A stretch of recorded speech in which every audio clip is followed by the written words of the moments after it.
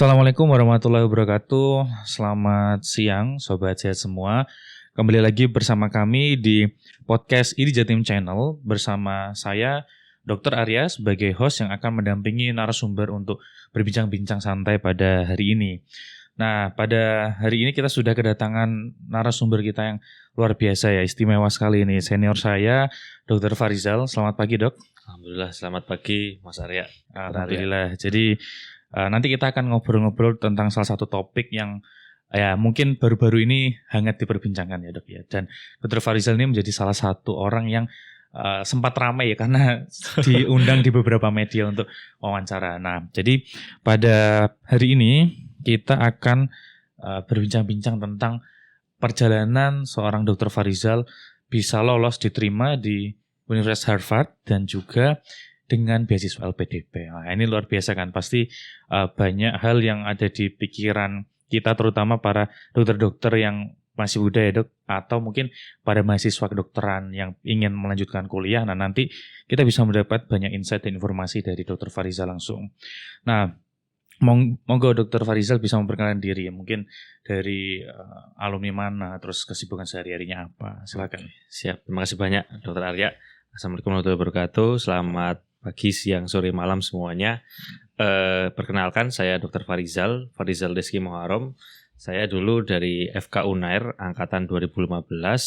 Saat ini ada beberapa kesibukan.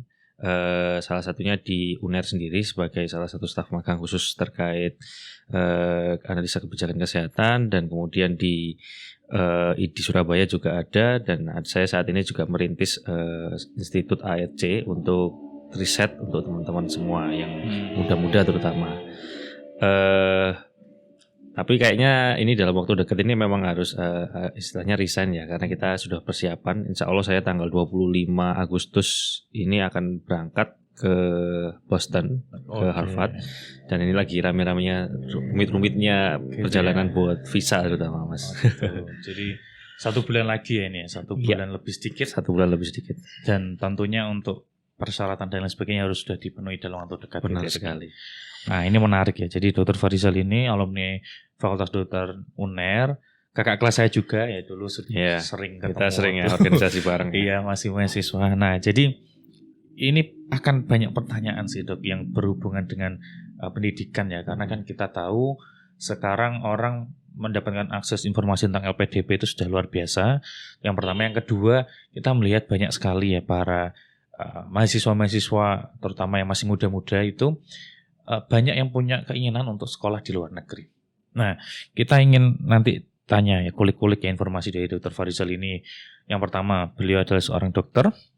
Yang kedua, beliau akan melanjutkan studi ya di program master di salah satu program studi ya di Harvard Medical School ya, Dok ya. Harvard Medical School. Ya, ini adalah Harvard ya, salah satu universitas terbaik di dunia dan dengan beasiswa dari LPDP. Jadi paket komplit gitu, pasti banyak orang yang ingin juga. Nah, ngomong-ngomong masalah pendidikan ya, Dok ya, boleh dijelaskan latar belakang pendidikan Dr. Farizal dan bidang ilmu apa yang Dr. minati, lalu kenapa kok memilih untuk melanjutkan master gitu, Dok? Oke. Ini latar belakang kenapa milih masternya ya, atau latar belakang saya dulu? Boleh, maksudnya kan gini, pasti ada reasoning, Dok, ya kan, pengen ngambil ilmu itu. Jadi pengen dijelaskan sekilas, kira-kira dulu waktu studi itu seperti apa. Oke, jadi memang sebenarnya proses ketika saya menulis statement of purpose ya, kalau misalkan mau berangkat master itu kan salah satunya ada essay untuk kenapa sih kamu mau. Dalam prosesnya sebenarnya itu sudah panjang banget, mulai dari ketika saya masih muda, terutama kecil ya, ya. Karena saya ini hidupnya pindah-pindah, Mas. Jadi dari Probolinggo, habis itu ke Pacitan, ke Malang, habis itu ke Surabaya. Dalam proses itu saya melihat banyak tiap tempat itu punya problemnya sendiri istilahnya. Mulai dari Probolinggo ya, yang cukup sebenarnya rural cukup, sampai yang sangat rural di Pacitan itu kita harus 2 jam naik gunung kalau mau ke tempatnya, sampai di Malang yang mulai suburban sudah urban, habis itu sampai di Surabaya urban. Saya melihat proses-proses di situ, ada masyarakat yang mungkin akses kesehatannya sangat mudah, mungkin bisa sampai 10 menit sampai ke rumah sakit, ada yang butuh 2 jam ke rumah sakit. Di situ menjadi latar belakangnya, background besar untuk saya dalam proses memilih master ini.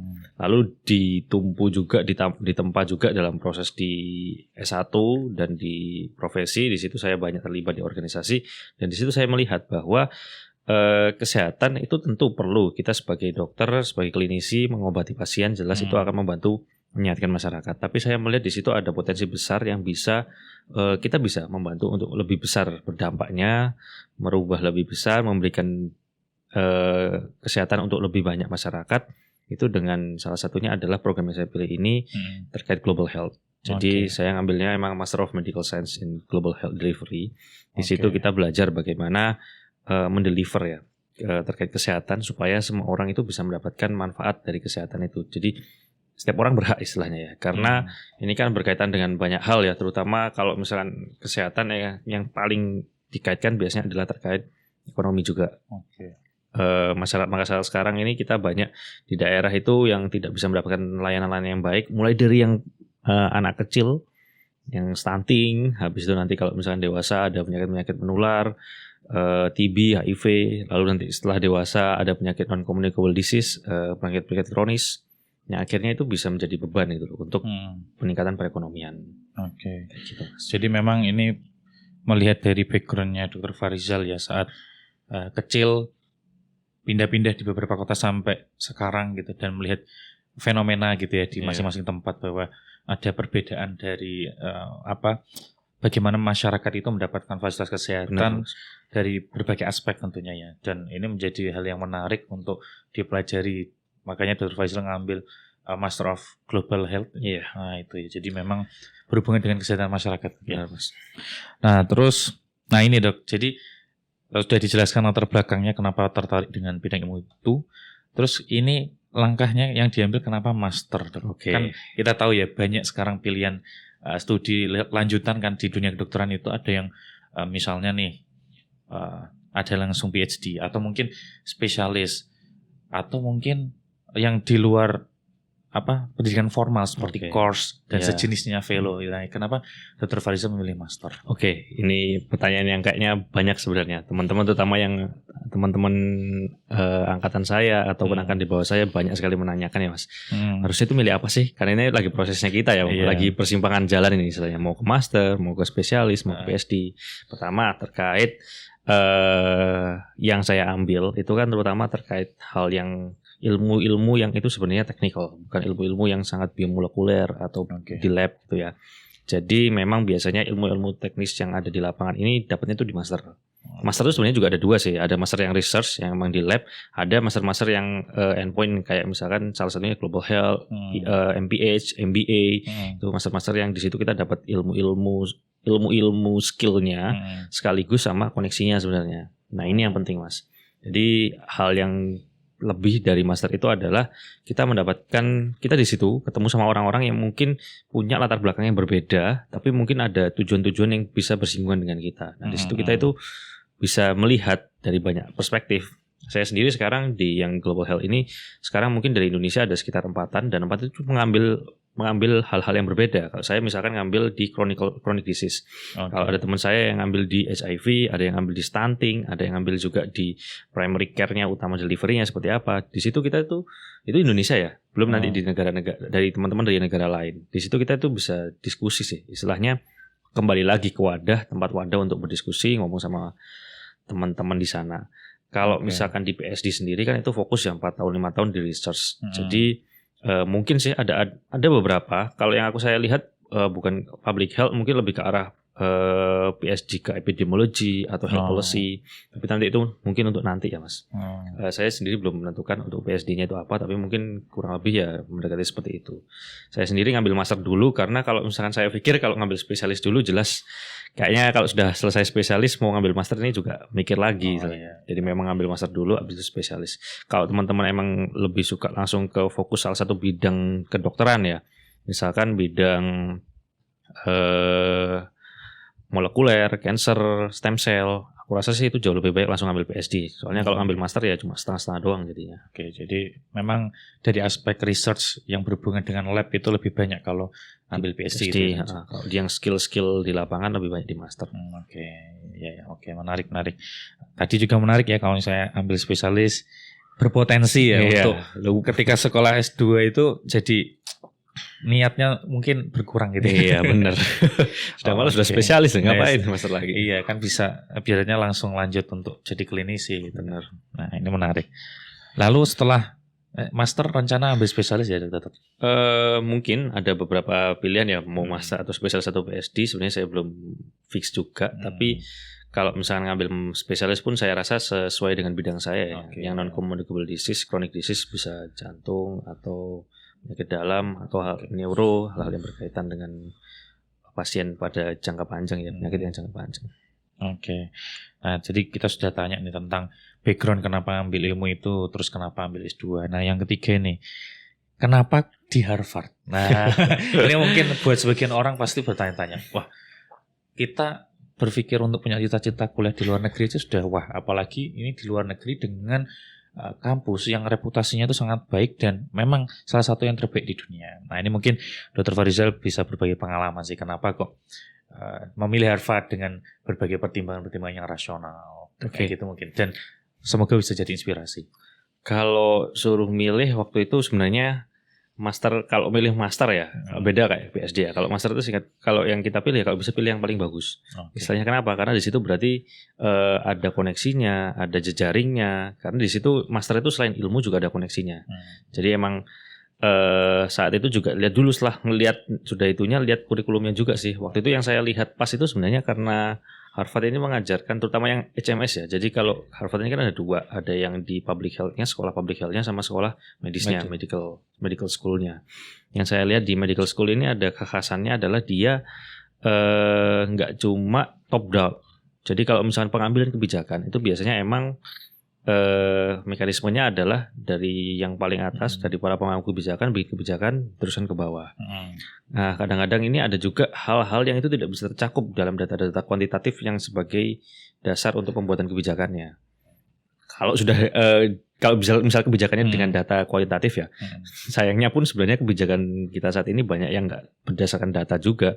Jadi ada gap juga di situ terkait kuantitatifnya, tapi ada juga gap terkait di bottom up. Jadi masalah-masalah yang seperti misalkan ya, masyarakat itu sudah kayak misalkan gini, masyarakat sekarang itu rata-rata yang miskin sudah dapat PBI, BPJS. Dia sudah dapat, ya kalau dia mau berobat ke rumah sakit, ke puskesmas itu gratis. Ngambil obat gratis, semua gratis. Tinggal tiap bulan kontrol minum obat itu pun nggak berat harusnya gitu. Tapi kok masih banyak compliance-nya kok masih rendah banget gitu. Nah, ini kenapa ini? Ini tuh harus ditanya ke siapa? Ke pasiennya langsung. Jadi kita tanya ke mereka, kita diskusi sama mereka, apa sih masalah mereka ini? Dari situ kita akan tahu. Jadi nggak bisa berdasarkan dengan kuantitatif aja, oh datang berapa dan sebagainya. Jadi ada hal-hal terkait psikososial manusia yang itu perlu kita gali juga untuk dasar sebagai masukan kebijakan tadi. Jadi kayak gitu. Terus sebenarnya saya sih selain Harvard juga ada beberapa universitas ya. Waktu itu juga ngambil public policy juga, tapi sepertinya public policy itu terlalu jauh banget di kesehatan, jadi nggak ada yang memang fokus health policy. Harusnya kalau health policy ya emang public health gitu. Public policy waktu itu sudah nyoba juga, tapi dari diskusi sama mereka sepertinya lebih baik entah cari pengalaman di bidang yang kebijakan masuk ke sistem, atau lebih baik langsung ngambil MPH saja. Dan akhirnya saya ngambil yang global health ini sih. Global health. Yang menarik. Jadi memang kalau bisa ngambil yang bagus, paling bagus ya kenapa coba dulu gitu ya. Iya, waktu itu saya emang gitu. Oke, keren dan alhamdulillah lolos ya. Alhamdulillah. Nah, mungkin bisa spoiler Dok. Kira-kira kalau misalnya buat teman-teman yang pengen masuk Harvard itu apa aja yang harus disiapin secara umum aja. Mungkin kayak pemberkasan itu waktunya kapan, terus kira-kira seleksinya apa saja kayak gitu. Yang mungkin Dr. Farizal sudah riset dan sudah alami lah. Oke, jadi kalau misalkan terkait tips-tips buat master, program master ya, sepertinya itu banyak kok di share sama orang-orang di Instagram, beberapa influencer atau beberapa tempat buat pelatihan itu sebenarnya sudah ada. Itu silahkan itu di follow, karena menurutku itu akan sangat membantu juga. Oh iya, sekarang sudah waktunya. Mereka tuh biasanya ngingetin kayak gitu. Tapi untuk pribadi kita juga harus kita siapkan.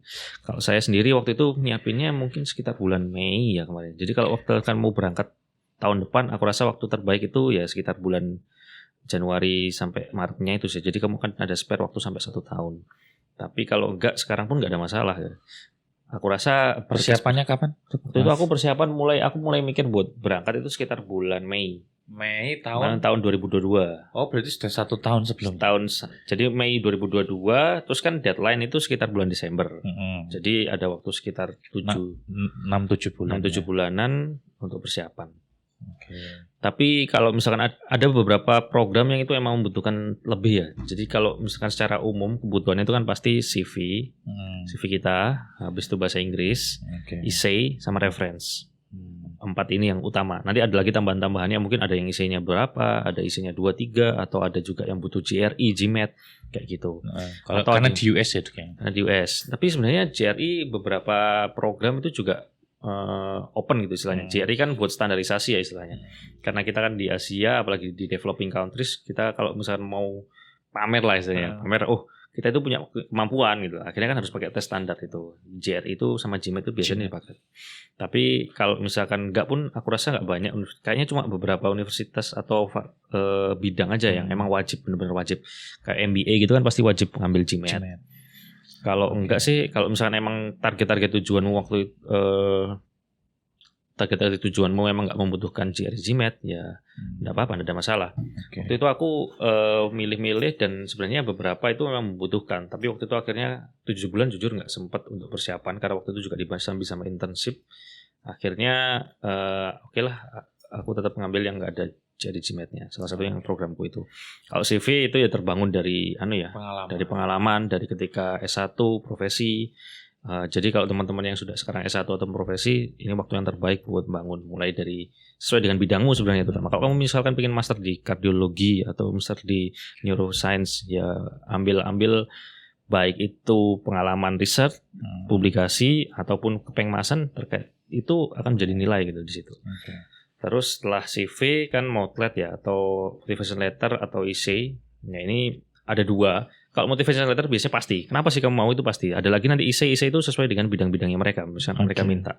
Kalau Motlet ya itu harus digali. Dan waktu itu tipsnya adalah bikin sesuai jati dirimu. Tapi habis itu juga koreksikan ke orang-orang juga. Jadi jangan cuma dari kamu aja sisinya. Tapi coba tanya orang-orang terdekat ini sudah baik atau enggak.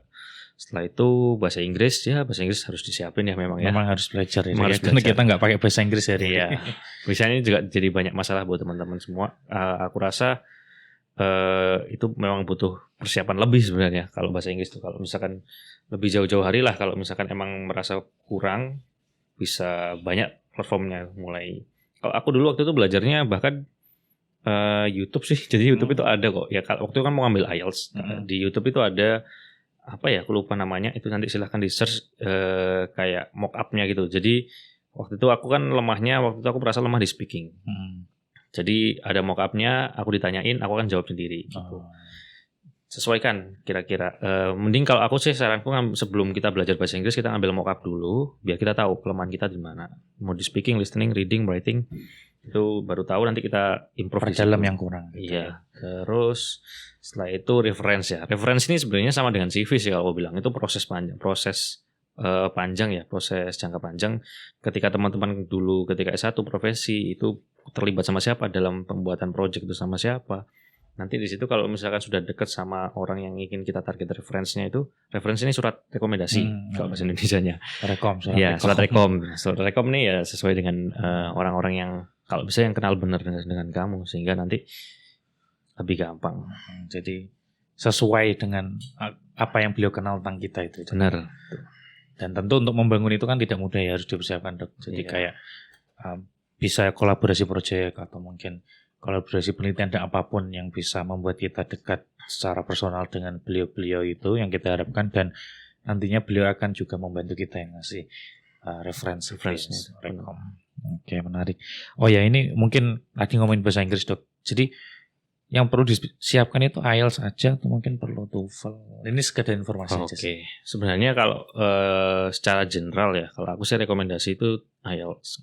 Ini bukan di endorse sama Arsya.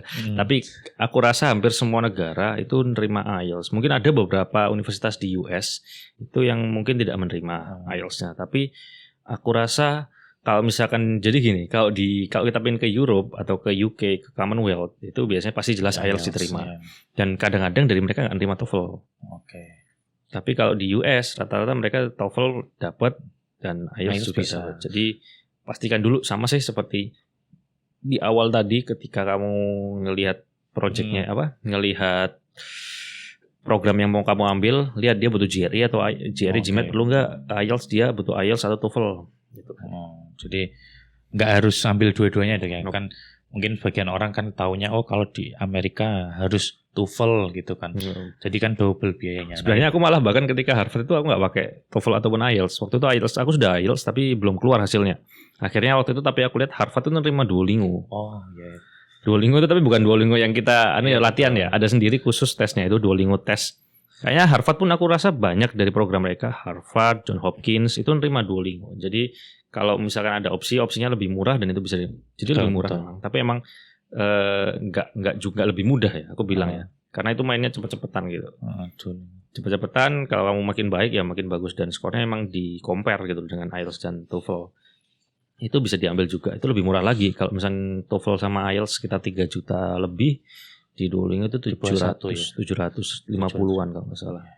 Itu bisa dipakai buat alternatif, tapi pastikan dulu apakah itu Duolingo itu diterima. Ini berkaitan juga sama LPDP itu.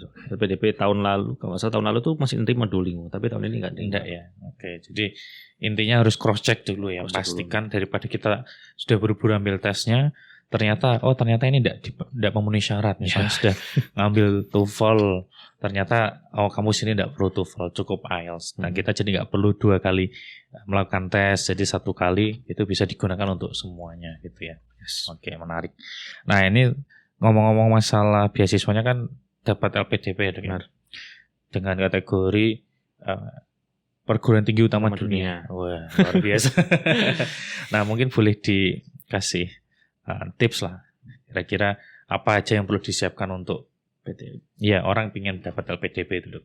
Oke, jadi alhamdulillah waktu itu aku sempat dapat PTUD karena waktu itu LOA. Jadi kan emang ada 2 jalur ya, jalur reguler sama PTUD. PTUD atau perguruan tinggi utama dunia itu kalau misalnya kamu daftar di perguruan tinggi utama dunia, aku ada listnya LPDP. Ada listnya, ya. Nah, itu nanti kalau misalnya kamu dapat itu, kalau kamu memilih itu, kamu harus punya LOA, harus ada PTUD dan LOA-nya. Nah, pas waktu itu aku kan deadline itu 28 Februari. Aku tanggal sekitar 17 Februari itu aku sudah dapat LOA-nya. Jadi hampir 2 minggu, pas banget. Jadi bisa langsung daftar PTUD. Bedanya PTUD sama reguler itu secara general menurutku 2 sih. Yang pertama adalah terkait kalau misalkan PTUD, kamu nggak perlu tes skolastik. Jadi tahapannya kalau reguler itu adalah pertama dari administrasi dulu, berkas-berkas dulu. Habis berkas, ada tes skolastik. Tes skolastik itu kayak tes TPA. Jadi kamu diuji kemampuannya. Setelah tes TPA, tes skolastik itu kamu akan tes wawancara atau substansi. Baru nanti dinyatakan lulus. Nah, untuk PTUD ini skolastiknya nggak ada. Jadi begitu administrasi selesai, nanti nunggu sampai wawancara. Jadi dianggapnya istilahnya sudah mampu ya terkait skolastiknya, sehingga langsung ke wawancaranya. Jadi emang kalau yang administrasi itu lebih ke arah riwayat dan sebagainya. Kalau skolastik itu lihat kemampuan. Kalau di substansi itu lihat isimu tuh, tujuanmu tuh apa. Kira-kira kayak gitu. Dan yang itu yang pertama bedanya. Yang kedua, PTUD sama reguler adalah passing grade-nya. Jadi kalau kemarin itu juga kaget banget. Passing grade-nya reguler itu 850. Sedangkan PTUD itu saya 650 atau 630 ya, aku lupa. Jadi ya udah selisih 200 ya. Lumayan besar itu. Jadi untuk yang PTUD jauh lebih, kalau kamu sudah dapat PTUD jauh lebih mudah buat masuk ke dapat LPDP-nya. Dr. Fariza skornya 1000 lebih. Iya. Keren. Jadi jauh banget ya. Passing grade 600-an. Skornya 100.000 lebih, jadi pasti aman ya. Iya, alhamdulillah banget soalnya waktu itu pengujinya juga baik banget dan paham ya terkait apa yang aku pengen omongkan, florkan. Waktu itu bahkan biasanya kan teman-teman LPDP itu ada yang pakai bahasa Inggris wawancaranya, ada yang pakai bahasa Indonesia. Waktu itu aku benar-benar full bahasa Indonesia. Karena nggak tahu ya juga kenapa. Tapi emang karena seru ngobrolnya. Tapi ada teman-teman yang ketika di tengah-tengah itu ngobrol pakai bahasa Indonesia, habis itu tanya, mohon maaf ini apa nggak pakai bahasa Inggris, malah dipakai bahasa Inggris yang ditanyain pakai bahasa Inggris. Waktu itu aku ya sudah, kita ikuti apa wawancaranya. Ya, ikutin mereka aja. Ya. Karena ada salah satu kenalan saya juga sih sudah pernah dapat LPDP dan memang bilang nggak selalu yang diwawancara pakai bahasa Inggris itu poin skornya lebih. Benar ya, Dok ya. Yang penting pesannya itu tersampaikan gitu kan. Jadi wawancara juga menangkap maksud kita juga bisa menjelaskan dengan baik apa yang ingin kita sampaikan gitu kan. Jadi ya tidak apa-apa mempersiapkan diri supaya kalau sewaktu-waktu ditanyanya pakai bahasa Inggris kita siap. Siap. Tapi juga kalau misalnya pakai bahasa Indonesia ya alhamdulillah lah. Lebih enak lagi jadinya. Kan kita jadi lebih luas ngomongnya. Benar. Ini nyiapin sih itu. Jadi waktu siapin ya. Proses daftar Harvard itu pun juga selain berkas-berkas tadi kan juga ada wawancaranya. Jadi proses itu wawancara sih beda-beda ya. Ada yang kamu dikasih tes baca jurnal atau dites terkait esaimu. Waktu itu aku sih dites berdasarkan esaiku sendiri itu ada 4 sendiri. Jadi cukup banyak ya. Biasanya 5 sih 5 itu di-upload semua? Iya. Beda-beda tapi? Beda-beda. Jadi aku juga kaget. Biasanya itu cuma 2 atau 3 essay kan. Itu memang mereka yang minta? Mereka yang minta memang. Jadi Harvard yang programku itu minta 5 essay mulai dari essay motivationnya dulu. Habis itu essay riwayatmu gimana. Jelasin kenapa hubungannya dengan ini. Habis itu yang kedua terkait aku lupa. Terkait rencana ke depannya. Terus habis itu terkait dampak yang mau kamu buat sama planning terkait tesisnya itu. Oke. Banyak juga ya. Banyak, tapi karena banyak itu ketika bikin essay-nya LPDP aku jauh lebih mudah sih karena sudah ada bahannya istilahnya. Kalau LPDP essay-nya itu satu ya? Cuma 1 tapi 1.500 sampai 2.000 ya. Ya 1.500 sampai 2.000. Yang ini itu apa? Kontribusi kembali. Itu lebih ke arah kenapa kamu milih kontribusi kembali gitu. Itu saranku sih buat ini tips ya buat teman-teman. Buat LPDP itu kalau misalnya 1.500 kamu jangan sampai 1.500 itu kamu tulis paragraf semua. Ini tips penting, lebih baik dibagi per sectionnya. Gitu ya. Jadi orang itu biar nggak malas bacanya. Waktu itu sih aku bagi gitu. Jadi tidak ada template khusus kan untuk menulis essay? Bebas ya? Bebas. Bahasanya apa? Bebas. Apanya? Bahasanya ada yang bilang bahasa Indonesia, ada yang bilang bahasa Inggris. Kan nggak ada masalah sih. Dua-duanya juga di kok. Tetap boleh ya, dibolehkan. Istilahnya nggak ada ketentuan ya. Bahkan sebenarnya kan LPDP sendiri site-nya itu kan bahasa Indonesia. Iya betul. Ada yang beranggapan ini karena bahasa Indonesia. Tapi ada juga yang bilang kalau misalnya kamu yang mau berangkat ke luar negeri lebih baik kamu pakai essay bahasa Inggris. Oke. Dulu Dr. Farizal pakai bahasa Inggris tapi wawancara bahasa Indonesia. Kayak gitu ya. Mungkin karena sudah tulis essay bahasa Inggris akhirnya waktu wawancara bahasa Indonesia. Bisa jadi. Terus waktu wawancara itu apakah banyak ditanya seputar essaynya atau hal-hal lain? LPDP sih. LPDP itu terutama terkait dari background ya, kenapa kamu ingin ini. Terus habis itu ya ada debat-debatnya sedikit pasti. Itu selalu ada di teman-teman semua. Kenapa kok kayak gini? Habis itu bukannya lebih baik kayak gini dan sebagainya. Ini mekanisme ya. Jadi emang harus belajar juga terkait bagaimana kamu berdebat dengan orang, terus bagaimana berargumen itu penting memang. Juga perlu belajar di wawancaranya itu. Terus habis itu ditanya background ya, terutama essay atau CV-nya itu ditanyain satu-satu waktu itu aku. CV-mu ini gini-gini, ini benar kamu ngapain aja di sini gitu. Ditanya lah kontribusinya dalam essay-mu itu dalam CV-mu tuh kamu ngapain. Pastikan aja sih sama targetnya ke depannya, keluarga kayak gimana, kalau mau pulang mau ngapain. Ini pasti sih, ini pertanyaan yang pasti. Kalau kamu pulang ngapain? Karena LPDP kan untuk kembali. Jadi kalau sudah clear, semuanya sudah matang dan kita benar-benar yakin mantap ambil di situ, ya harus yakin gitu ya. Iya, benar. Oke, jadi memang yang dipersiapkan itu cukup banyak. Makanya kita mengundang Dr. Farizal supaya buat teman-teman atau sejawat sekalian ya yang pengen lanjut studi terutama LPDP di luar negeri. Nah ini tadi sudah dijelaskan berbagi informasi dan juga tips dan juga insight ya. Harapannya bisa membangun pandangan ya kepada para sejawat dan juga adik-adik yang masih mahasiswa yang pengen lanjut studi. Nah habis ini aku harus mempersiapkan apa nih? Nah aku sudah tahu. Jadi belajar dari Dr. Farizal ini kita kurang lebih 1 tahun ya berarti. Kalau persiapan berkas dan sebagainya 1 tahun, tapi kalau untuk persiapan yang CV dan tentunya kan ya sudah lama. Proses ya. Sudah dari mahasiswa, apalagi kan beliau ini juga sangat aktif waktu masih mahasiswa kan. Kita pernah satu di bidang yang sama. Dibantu banget sama Arya. Arya sekarang mau PhD ya. Wah. Nanti kita diskusi, nanti gantian tempatnya nih ya. Amin. Mohon doanya aja semoga bisa mendapatkan yang terbaik. Amin. Nyusul Dr. Farizal. Siap. Oke, jadi kita nggak kerasa sudah 30 menit ini lebih ngobrol. Nah, mumpung belum kita tutup, mungkin ada pesan-pesan yang ingin disampaikan pada para pemirsa sekalian, para sejawat atau mungkin para teman-teman mahasiswa yang ingin lanjut studi biar bisa melanjutkan seperti Dr. Farizal. Monggo. Apa ya? Mungkin merujuk pada Steve Jobs itu pernah bikin pidato terkait life by design istilahnya. Jadi pesan saya sih jangan sampai kita itu ya nggak punya rencana apa-apa dalam hidup. Mulai di target tujuannya apa, dalam mencapai tujuan itu kita ngeplan satu-satu. Dan tentunya dengan doa ya. Dengan doa itu kan memudahkan. Mungkin plan kita ada belok-beloknya, tapi itu pasti nanti kalau misalnya kita dengan doa ya itu plan yang terbaik, yang bagi Allah mungkin yang terbaik. Jadi jangan lupa untuk ngeplan hidupnya, life by design. Oke, jadi mempersiapkan, berdoa, minta restu orang tua, keluarga gitu ya. Support dengan orang-orang terdekat penting. Oke. Ya, luar biasa sekali diskusi kita pada podcast episode yang sekarang ini, dan harapannya dengan mendengarkan ini para sejawat bisa tergerak gitu ya, yang pengen sekolah, yang bingung mulainya dari mana. Nah, kita sudah tahu jawabannya, kira-kira apa yang harus dilakukan, apa yang harus dipersiapkan, dan yang paling penting jangan lupa untuk mulai eksekusi itu semua, itu yang penting. Oke, terima kasih sekali lagi Dr. Farizal, sangat bermanfaat, sangat membuka wawasan. Semoga bisa ketemu lagi ya di episode berikutnya atau episode di kemudian hari, dan semoga lancar studinya. Amin. Berangkat ke sana, kembali ke Indonesia juga insya Allah membawa dampak yang positif buat masyarakat. Amin. Baik, saya Dr. Arya sebagai host pamit undur diri. Jangan lupa tonton sampai habis dan juga like dan juga share. Nah, supaya kalian mendapatkan berbagai informasi terkini dari episode-episode podcast ID Jatim Channel. Terima kasih, saya tutup. Assalamualaikum warahmatullahi wabarakatuh dan salam sehat semuanya. Salam.